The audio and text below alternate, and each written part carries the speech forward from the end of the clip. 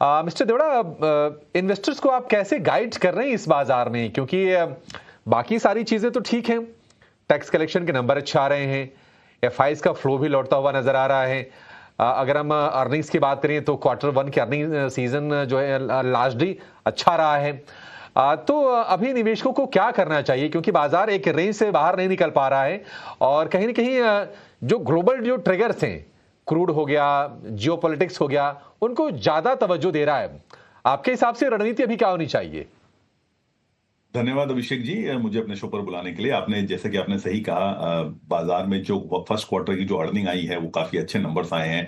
Nifty 500 companies की मैं बात करूं तो cumulative first quarter revenue growth जो है लगभग I think 20% year on year growth है। और एडजस्टेड पैट जो एक्स्ट्रा ऑर्डिनरी आइटम निकालने की बात होती है उसमें आई थिंक लगभग 14.2 की ईयर ऑन ईयर ग्रोथ है। और कुछ इंटरेस्टिंग आंकड़े मैं आपको बताऊंगा जो शायद आपको अच्छे लगेंगे। तो निफ्टी 500 की यदि ओवरऑल ग्रोथ देखें तो obviously 14.2% in terms of profit, लेकिन ये आप उसमें बीएफएसआई नॉन बीएफएसआई डिवाइड करें तो बीएफएसआई लगभग आई थिंक 23.2 की ईयर ऑन ईयर ग्रोथ है, जबकि नॉन बीएफएसआई रफली 8% की ग्रोथ है। थोड़ा सा इंपैक्ट जो commodity cement oil and gas metal mining में था, एक्सपेक्टेड था, वो आई थिंक रहा है। बट निफ्टी 500 एक्स कमोडिटीज आप देखें तो लगभग 18.6 की जो है profit year on year growth है। एक इसमें नोटिस करने वाली बात है कि 500 कंपनी में से सिर्फ 25 कंपनियां जो है लगभग 5% कंपनियां लॉस में रही, जबकि 95% कंपनीज प्रॉफिट में रही। और इन 95% यदि आप डिवाइड करें तो लगभग 75% कंपनी में प्रॉफिट ग्रोथ रही, जबकि बाकी 25% कंपनी में प्रॉफिट डी ग्रोथ रही।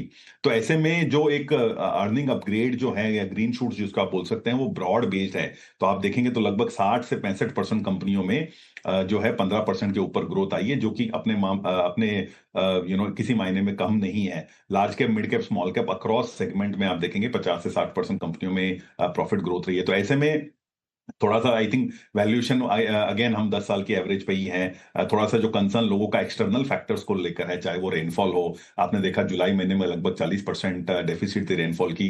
जून महीने में, सॉरी, जुलाई महीने में लगभग आई थिंक हम नॉर्मल से 3-4% ज्यादा थे। तो ओवरऑल आई थिंक क्यूमुलेटिव लाई आप 2 महीने का देखेंगे तो लगभग आई थिंक हम 15 से 20% अभी भी क्यूमुलेटिव आई थिंक शॉर्टफॉल है, जिससे लोगों का एक कंसर्न है कि भाई रूरल इनकम में कुछ इंपैक्ट पड़ेगा या इन्फ्लेशन में कुछ इंपैक्ट पड़ेगा। इसकी वजह से आई थिंक मार्केट थोड़ा सा घबराया हुआ है। बट एफपीआई की जैसे आपने बात की तो FPI again are turning positive. FPI आप देखेंगे तो 2024 से मार्केट से बाहर है लगभग। I think they have been looking at other market because उस समय हमारी ग्रोथ स्लो हो गई थी या हमारा आई थिंक इलेक्शन की अनसर्टेनिटी थी, वैल्यूएशन थोड़े से स्ट्रेस थे। तो आई थिंक सारे पैरामीटर्स पे, चाहे वैल्यूएशन पे आप देखो तो वापिस आई थिंक हम 10 साल की एवरेज पर हैं। रुपी और करेंसी का जो था आई थिंक मोर और less I think we are stable at around 95। Crude एक कंसर्न है जो I think last week I think 5% के आसपास बढ़ गया था, बट आई थिंक इस समय वापस क्रूड $80-82 के आसपास है। तो ऐसे में आई थिंक एफपीआई का पॉजिटिव होना जायज है। एज अ हाउस अबैकस का मानना है कि इस साल एफपीआई भारत में वापसी करेंगे। और जिस हिसाब की अर्निंग ग्रोथ हमें कंटिन्यूसली दिख रही है, उस हिसाब से ज्यादा टाइम तक इंडिया को इग्नोर करना मुश्किल है। जी, ज्यादा टाइम तक इंडिया को इग्नोर करना मुश्किल है। एफपीआई की वापसी होगी, देखते हैं कि बाजार को कितना सपोर्ट मिलता है। मिस्टर देवड़ा, अगर हम सेक्टर्स की बात करें तो फार्मा हमने देखा कि लोगों को काफी पसंद रहा है। रिसेंटली हमने देखा कि कैपिटल गुड्स में और डिफेंस में लोगों का रुझान बढ़ा है। आईटी में भी जो बहुत बुरा दौर था, जहां पर चिंताएं बहुत ज्यादा थी एआई को लेकर, शायद वो चिंताएं उतनी दूर ना हुई हों, लेकिन स्टॉक थोड़े रिकवर करके जरूर कारोबार कर रहे हैं। आपके हिसाब से कौन से 3 ऐसे सेक्टर्स हैं जो यहां से अच्छा करेंगे और लोगों को अपना निवेश थोड़ा बढ़ाने पर विचार करना चाहिए? देखिए, फाइनेंशियल सर्विसेज अभिषेक जी एक ऐसा सेक्टर है जिसपे हम काफी बुलिश हैं। आप देखेंगे तो फाइनेंशियल सर्विसेज लगभग 30 से 35% जो है इंडेक्स का पार्ट है। लेकिन ओवर टाइम लास्ट आप 15-20 साल की जर्नी देखें तो फाइनेंशियल सर्विसेज काफी डाइवर्सिफाई हो गया है। पहले फाइनेंशियल सर्विसेज में सिर्फ बैंक्स आते थे, बट आई थिंक अभी फाइनेंशियल सर्विसेज में नॉन लेंडिंग फाइनेंस कंपनीज काफी है, जैसे कि वेल्थ कंपनी या asset management company, insurance companies या ब्रोकिंग कंपनीज।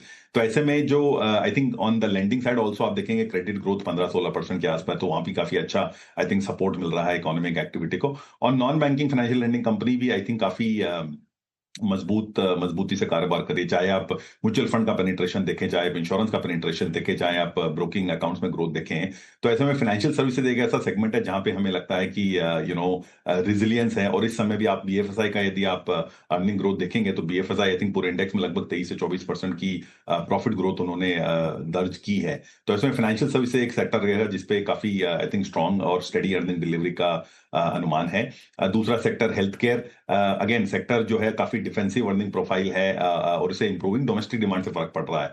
तो जैसे जैसे इंडिया में आई थिंक पॉपुलेशन ग्रो कर रही है, एवरेज लाइफ जो है आपकी जीने की बढ़ रही है, health care as a segment में चाहे उसके अंदर आप फार्मा देख लीजिए, हॉस्पिटल देख लीजिए, वो जो है स्पेंडिंग कंटिन्यूअसली राइज हो रही है।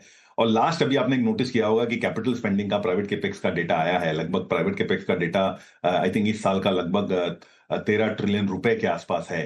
और यदि आप लास्ट 3 साल का ट्रेंड देखेंगे तो ये वही ट्रेंड है जो 2001 से 2004 में देखने को मिला था, before the growth kind of went through the roof. तो हमें लगता है कि जो प्राइवेट कैपेक्स में जैसे जैसे थीम्स हैं, जैसे पावर ट्रांसमिशन डिस्ट्रीब्यूशन हो गया, या आप डिफेंस की बात करें, या आप रेलवे डेटा सेंटर की बात करें, तो ऐसे में काफी सारा आई थिंक एग्जीक्यूशन और ऑन द ग्राउंड स्पेंडिंग हो रही है, और इसमें अर्निंग को सपोर्ट मिलेगा, और ये सेक्टर में काफी आई थिंक पॉजिटिवनेस रहेगी। जी। मिस्टर देवड़ा, अभी कुछ दिनों पहले ना एमफी के डेटा आए थे और उसमें ये दिखा कि लार्ज कैप से थोड़ा सा आउटफ्लो आया। हालांकि अगर हम ओवरऑल अगर हम एसेट्स को देखेंगे तो अभी भी काफी हाई है, लेकिन थोड़ा सा आउटफ्लो देखने को मिला।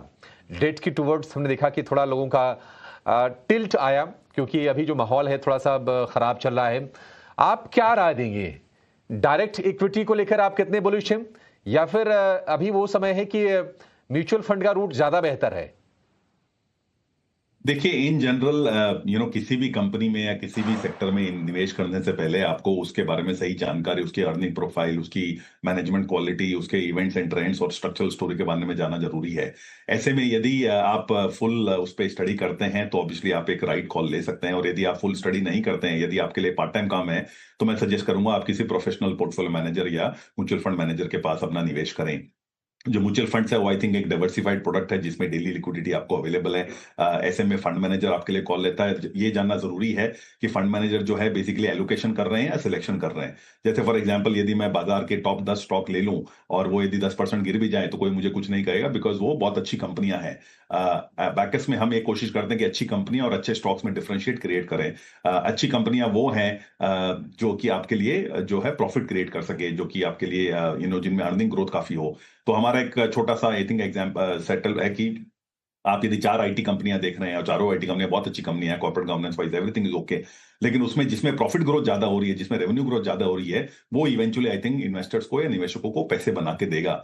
तो लार्ज कैप हो या मिड कैप हो या स्मॉल कैप हो, किसी भी जगह पे I think earning profile is what will matter. Because आप निफ्टी का या किसी भी इंडेक्स का देखें तो लास्ट 15-20 साल में 14 से 15% आई थिंक अर्निंग ग्रोथ रही है, और 14 से 15% स्टॉक रिटर्न रहा है। कभी रिटर्न पहले आते हैं, अर्निंग बाद में आती है, कभी अर्निंग पहले आती है, रिटर्न बाद में आते हैं। इस समय जो आपको देखने को मिलेगा कि अर्निंग्स आई थिंक कंटिन्यूअसली आ रही है। लार्ज कैप के अंदर भी लगभग आई थिंक 57% कंपनी ने 15% से ज्यादा आई थिंक ग्रोथ दी है। ऐसे में लार्ज कैप के वैल्यूएशन काफी करेक्ट हो चुके हैं, लेकिन आई थिंक ये स्टॉक स्पेसिफिक मार्केट रहेगा इंडिया में, बिकॉज यदि आप ओवरऑल 100 लार्ज कैप में से देखेंगे तो कहीं ऑब्वियसली मेटल का एक्सपोजर है, कहीं ऑयल एंड गैस का एक्सपोजर है, कहीं एनर्जी का एक्सपोजर है, कहीं आईटी का एक्सपोजर है। तो ऐसे में वो लार्ज कैप्स को ढूंढना जिनके अंदर I think earning profile impact नहीं हुई है, वही आई थिंक रिटर्न बनाने का तरीका रहेगा।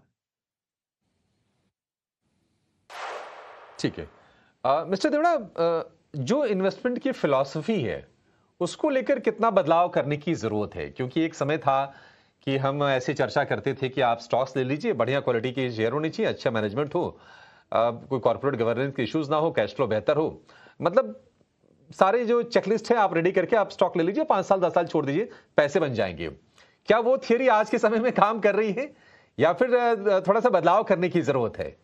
अभिषेक जी, जैसे आप देखेंगे तो निफ्टी के अंदर या सेंसेक्स में अंदर आई थिंक अभी आपने लास्ट वीक एक न्यूज पढ़ा होगा कि जो one of the largest exchange of India is now going to be part of the index. आप देखेंगे फूड डिलीवरी कंपनी इंडेक्स के अंदर ऑलरेडी है। तो on an average I think जो कंपनियां हैं वो उनका इंडेक्स में रहना काफी जो समय है, एवरेज समय, यदि पहले मान लीजिए 10 साल 15 साल होता था एक जो कंपनी इंडेक्स में रहती थी, अभी वो 7 या 8 साल में रहती है।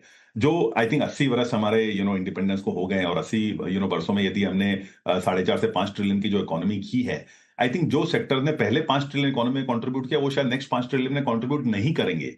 तो ऐसे में आई थिंक बिजनेस मॉडल्स काफी फास्ट चेंज हो रहे हैं, बिजनेस मॉडल काफी डिफरेंट चेंज हो रहे हैं। जैसे आपको यदि पुराना याद होगा तो न्यूज़पेपर्स कंपनी में काफी मोट हुआ करता था, जो न्यूज़पेपर जो आदमी पढ़ता वही पढ़ता था, या टीवीज के अंदर बहुत ज्यादा न्यूज़पेपर मोट हुआ करता था। ये जो उसका आई थिंक मोट है धीरे धीरे शिफ्ट हो गए डिजिटल मीडिया पे, ऑनलाइन मीडिया पे।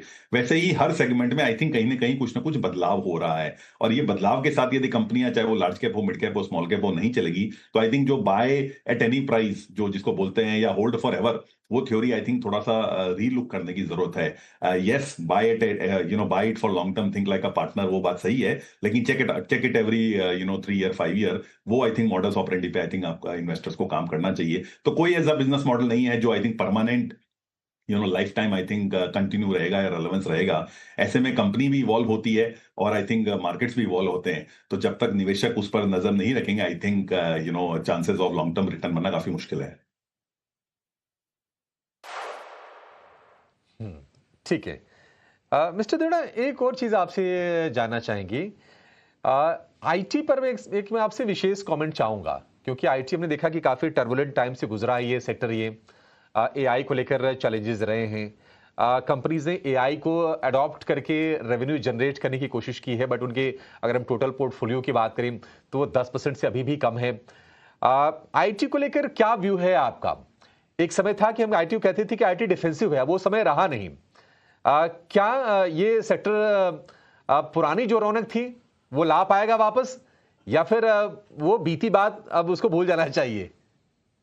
देखिए, आईटी एक गोल्डन दौर रहा है सर्विसेज सेगमेंट के लिए, इंडिया के लिए, जिसमें काफी सारा आई थिंक जीडीपी को कंट्रीब्यूट किया है ओवर टाइम। आई थिंक जैसे जैसे टेक्नोलॉजी अपग्रेड हुई, बिजनेस मॉडल अपग्रेड हुआ, I think IT as a segment is also change.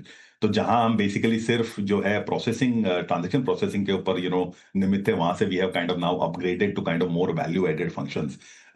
AI related investments जो हो रहे हैं या डिजिटल ट्रांसफॉर्मेशन हो रहा है, उसका इंपैक्ट ऑब्वियसली भारत पे पड़ रहा है, बिकॉज भारत ने कुछ हद तक बहुत ज्यादा आईटी में एआई में इन्वेस्ट नहीं किया है। पर जिस तरह से आप देखेंगे ग्लोबल ट्रेड अनवाइंड हो रहा है, जिस तरह से आप देखेंगे कंपनियां चाह रही है कि वो एआई इंप्लीमेंट करें, तो काफी सारी अपॉर्चुनिटी है आईटी कंपनीज के लिए वो एआई इंप्लीमेंटेशन सॉर्ट ऑफ मार्ग पर जाने के लिए। कॉस्ट ऑप्टिमाइजेशन ऑब्वियसली एक फैक्टर रहा है काफी सारी कंपनियों का जो करती है। एज अ हाउस हमारा कोई व्यू नहीं है आईटी पे, लार्जली बिकॉज हमें लगता है कि काफी अनसर्टनिटी है मार्केट में इस वजह से, एआई टेक्नोलॉजी की वजह से। तो जब तक ये अनसर्टनिटी सॉल्व नहीं हो जाती, हो सकता है कि आपको थोड़ा ज्यादा दाम पर आईटी लेना पड़े, बट तब तक I think we will wait and watch on the IT segment. But otherwise in general I think select companies पे आप देखेंगे तो जैसे we have mood our strategy कि हम सर्विसेज कंपनी के बजाय प्रोडक्ट कंपनीज के ऊपर अभी सेगमेंट फोकस करेंगे।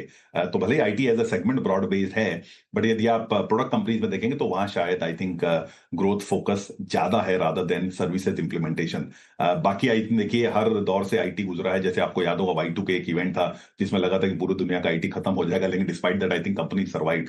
तो हर 10 साल में कुछ ना कुछ टेक्नोलॉजी आती है। I think may be companies will start focusing more on cyber security, या हो सकता है कंपनीज सिर्फ एआई इंप्लीमेंटेशन पे काम करे, और हो सकता है उससे आई थिंक डोमेस्टिक टर्न हो जाए। बट ये जो I think mix and match है वो आई थिंक ग्लोबली हर जगह हो रहा है। किसी भी सेक्टर में किसी भी कंट्री की कभी लीडरशिप जो है परमानेंट नहीं रहती है, तो जैसे जैसे लीडरशिप रोटेट होती है वैसे वैसे आई थिंक कंपनीज को कुछ नया सेगमेंट ढूंढना पड़ता है अपनी प्रॉफिटेबिलिटी कंटिन्यू करने के लिए, और वही मुझे लगता है शायद इंडियन आईटी स्पेस में भी होगा। ठीक है, ठीक है। देखते हैं कि कितने बदलाव होते हैं।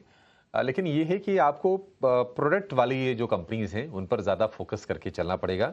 एक ट्रांजिशन फेज है और लीडरशिप चेंज होती रहती है। बिल्कुल ये सही बात है सर आपकी। बिहारीलाल जी, बहुत शुक्रिया, आज आपने समय धन्यवाद। निकाला और विस्तार से आपने तमाम मुद्दों पर हमसे बातचीत की। चलिए, शो को यही